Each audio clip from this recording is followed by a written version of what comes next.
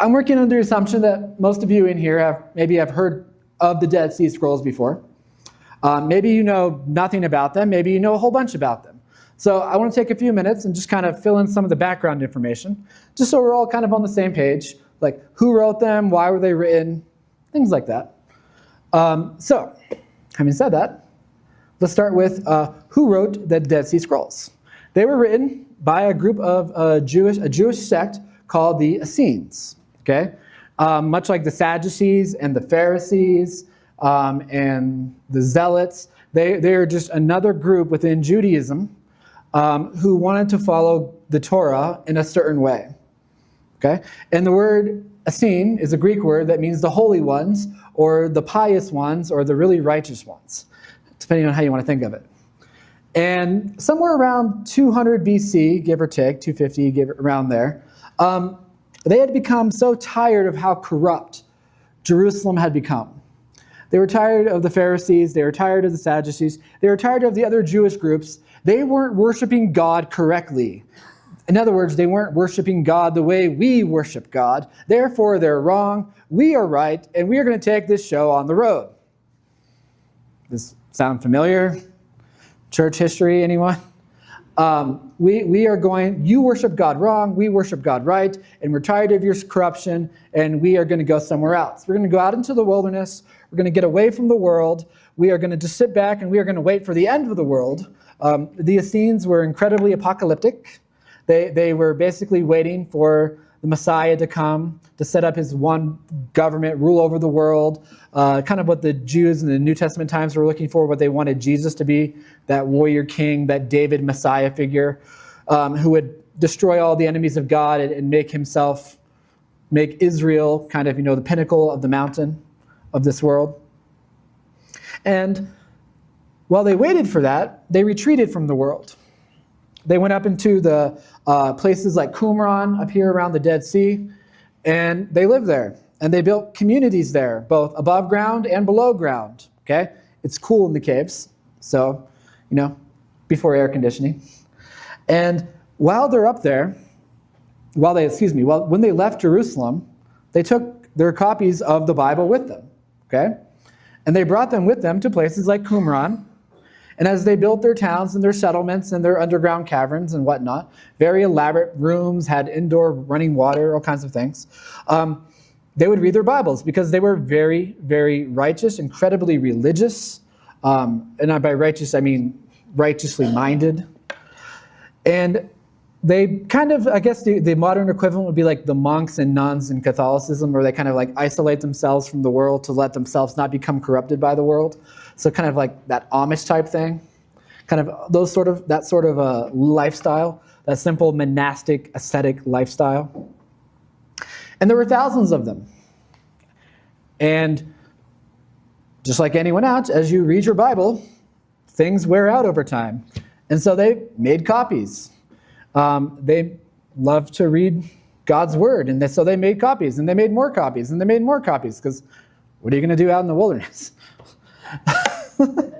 They made copies of biblical books, and they made copies of not biblical but religiously minded books. So like Jewish fiction that's religiously minded. So like Screw Tape Letters or Chronicles of Narnia. Like they're a Jewish equivalent of those religious books, but not biblical books. And this went on for some time.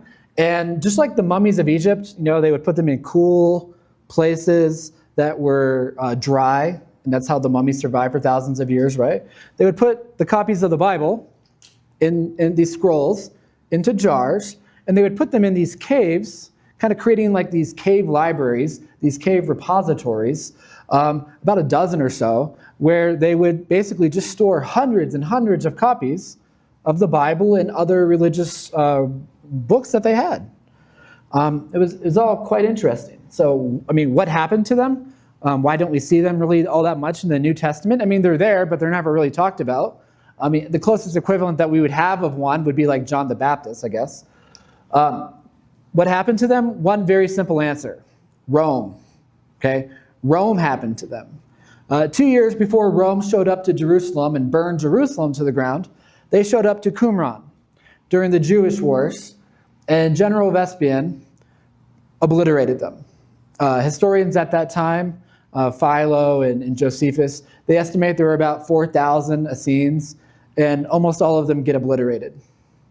The ones who did survive probably joined some of the other communities, but the main body of the Essenes would never rise again.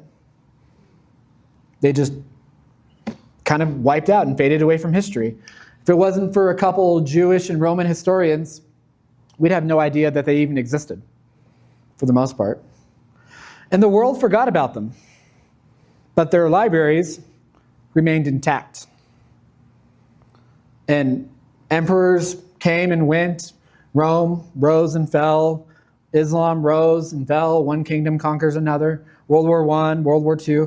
Thousands of years pass until, and this is why I love this story, because it's so weird, it has to be true. Like if you were making up a story, you would make up a better one than this. It's so weird.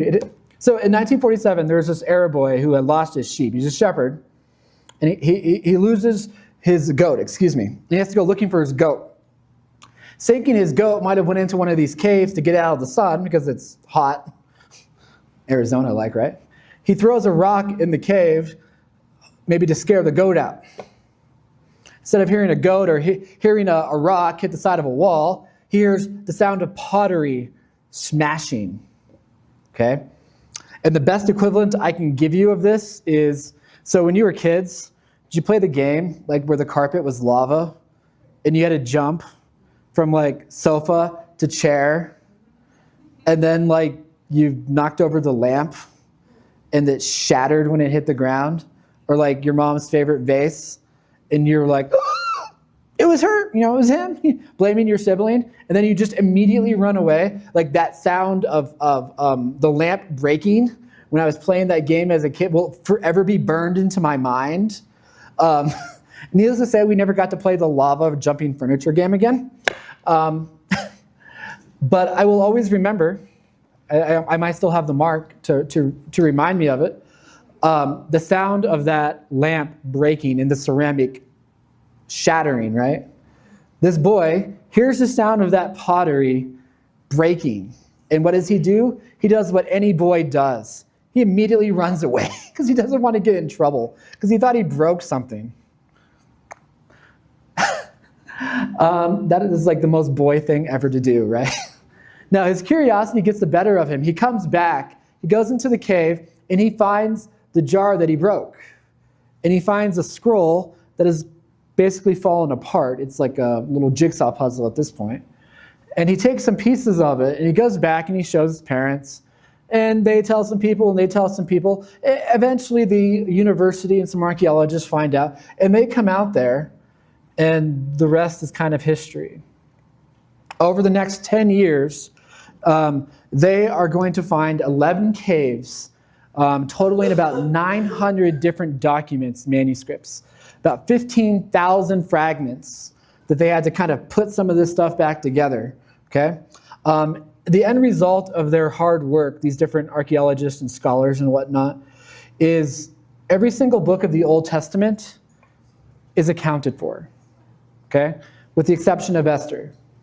Now, that's amazing, okay? And it's not to say that they didn't have Esther, it's just because there were many scrolls that are indecipherable, because, time, things break, things fade, life happens, entropy happens.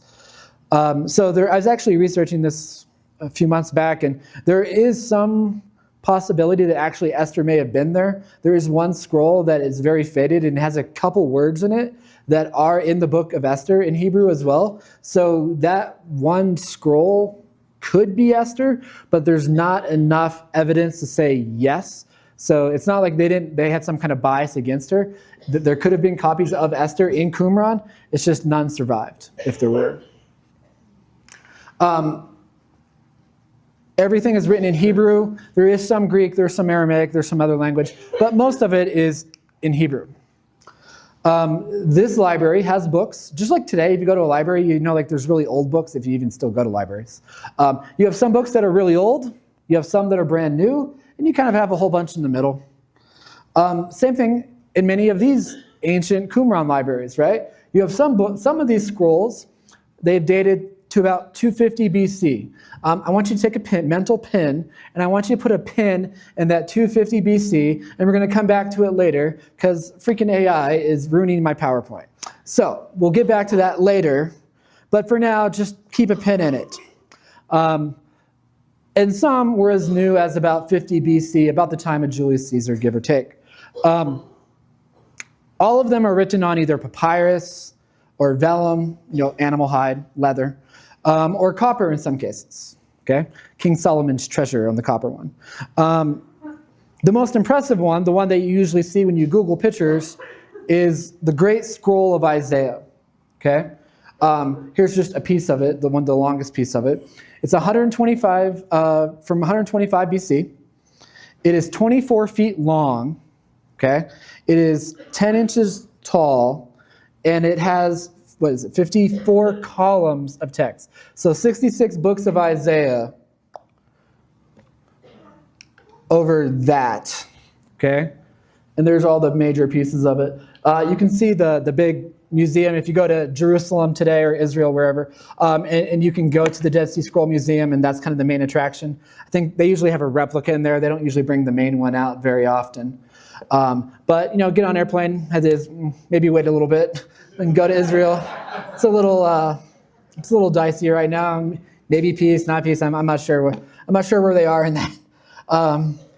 But when things chill, you can go online and you can take a virtual tour. Probably a little safer. You don't have to worry about viruses. You don't have to worry about Iran missiles or something. I took out a little piece. Does anyone want to guess what that text block that I pulled out is? What chapter you think that is of Isaiah? This is audience participation time. What's that? It is Isaiah 53. You are correct. And what I love is if you know your Hebrew, or if you take some Hebrew, or if you're like me and you want to kind of cheat a little bit, these things are wonderful devices. They're sinful as all can be, but they have some value. There are wonderful apps now you can download, and you can hold up your camera on a foreign language, and it'll translate that foreign language, and it'll show you the English. So you literally got a Rosetta Stone in your hand now. Or you could just open this to Isaiah 53, because it's the same. It didn't change. The Christians didn't change it. Okay, Isaiah 53 there is Isaiah 53 here. Okay, the words might shift around a little bit. Jack and Jill went up the hill. Jill and Jack went up the hill. Still the same thing. I'll take a second, and I want to talk about this man. Okay, his name is Dr. William Albright. He was the guy. So back in the day, when these archaeologists were discovering these things and finding them, they were like, okay, this is either the greatest discovery of all time, right up there with King Tut and finding Troy, and huge. It's definitely the biggest Bible discovery of all time. We have to be 100% sure before we go tell the public if this is real, because if this is a fraud, we will be humiliated and we will lose our careers and our job. We will be blacklisted. No college will ever hire us again. So they call in kind of their nerdy version of Michael Jordan at that time. And Albright, who worked at Johns Hopkins, he did archaeology, Bible scholar. They brought him over and his team, and he is the man who authenticated it. He did a lot of awesome things in his time. I had a very longer PowerPoint version of this, and it was 2 hours long. So for your sake, I had to condense it down. So I had a whole bunch of information about him. So if you want to read about him, he's got a really cool story. But he's the guy, right? He's the guy who goes over there and he authenticates these are indeed legitimate BC written Bible scrolls, okay? And there were so many discoveries in the late 1800s, early 1900s. So much of the Enlightenment said the Bible was fairy tales. You can't trust the Bible. It's not historically reliable, blah, blah, blah, blah, blah. Him and others like him start digging up the Middle East and just find one piece of evidence after another, after another, after another to corroborate the scripture as being reliable. Okay? I've said this before and I'll say it again. The Bible is not a history book primarily. It is a salvation book. It is a book about God. Okay? And it's a book about salvation to get us back to God. However, when the Bible does talk about history, it does so accurately. Okay? So much so, there were so many discoveries that here are kind of two of my favorite quotes from Albright, kind of towards the end of his life. He said, after the discovery of the Dead Sea Scrolls, this was kind of the final hayah for him, as saying, yeah, the Bible is totally reliable. He says, the excessive skepticism shown towards the Bible by important historical schools of the 18th and 19th centuries, Germany, England, France, America to a degree, have been progressively discredited. Discovery after discovery has established the accuracy of innumerable details and has brought increased recognition of the value of the Bible as a source of history. Or to say it in more simple terms, he said this about 3 years before he died, there can be no doubt that archaeology has confirmed the substantial historicity of the Old Testament tradition. In other words, every time the spade goes into the ground somewhere in Israel and they pull something up from the ground, it just once again validates what the Bible said. Again, it's not primarily a history book, but when it does talk about historical things, it does so accurately. Okay? If you want something to kind of go do on your own and research, find out what some of these people, these so-called experts in the 17 and 1800s were saying about the Hittites and how the Hittites weren't real and how the Bible's talking about the Hittites as historically untrue. You can't trust the Bible. And then in 1908, they found the main city of the Hittites, and oh my gosh, they're real. Once again, confirming the Bible. So if you want a fun little rabbit hole to play, go down that rabbit hole.